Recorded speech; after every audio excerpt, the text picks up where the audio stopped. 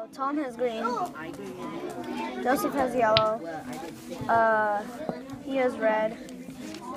He has blue. Yeah. So how'd you figure it out? Well, I knew that Tom. Well, nobody got green, and it never mentioned Tom in here, so I knew that was green. Whoops. And then for Joseph, it said Joseph pen is right like the sun, so I knew that was yellow. And then it said Jeff and Dylan's pens are color on the United States flag. It said Dylan is the color of the sky, which is blue. And then for Jeff, I knew that was the last color, so it was red. So what did that represent down at the bottom? Oh, I just connected these and to figure out which color pen these. That's exactly what you did? Yeah. I see a two pins. How'd you do? I just did it the normal way, where you look at the picture and word form.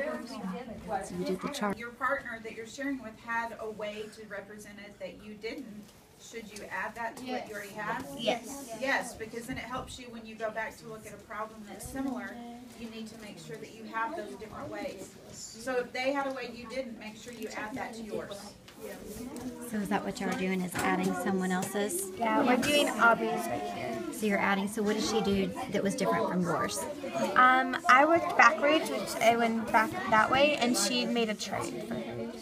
See the chart there? What strategies that you used, like before you pair shared, what kind of strategies you used that helped you solve this problem? A chart. Working backwards. Working backwards.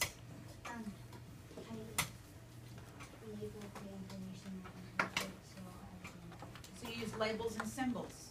Good. Hannah? Pictures. Logic. Mental math. Logic. Process of elimination. Very good. Amelia. Okay, well, I took clues from the problem and circled them, took them out and labeled them, and then put them on my chart. Excellent. Where you usually have the names there and then the different colors, So an organized list? No, it was Oh, where you cross Yeah. and connect. Yeah. Yeah, I don't either. Ethan. Yes. Camellia.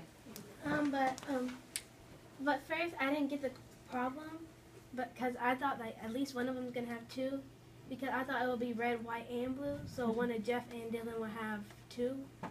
But then I read it again and then I noticed that part. This part right here Yeah. that told me specifically. I like that. You go back. Now, did anyone have, when you shared today, because this was one that you didn't really have to use math, right? You used reasoning. You used math strategies, but not necessarily math operations. But when you went back to do your pair share, was there anything that you discovered then that you didn't discover on your own? Did anybody share something that had an aha moment with someone else? Or was most of that discovery on your own before you shared today? Well, something I had that I think other people think. Okay. It was when it said as bright as the sun, I'm like, well, it could be a neon color because the sun is bright, but it doesn't mean it has to be yellow. So it was just, I thought it was just a bright color that you choose. Before you looked at the color choices. Okay, Ethan? Well, on my paper, I didn't have Tom written down, although I knew he had green.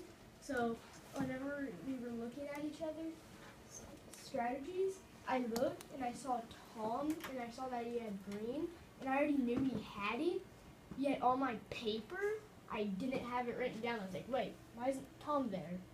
So I had to go and adjust my graph and stuff. And that came when you shared? Yeah. That's why I like to share, because sometimes we figure out where our mistakes are, or just that wasn't necessarily a mistake, it was just an oversight, right? If that was a test, I would have gotten a question. Did you, that's why it's important to go back and look, right? Did you like the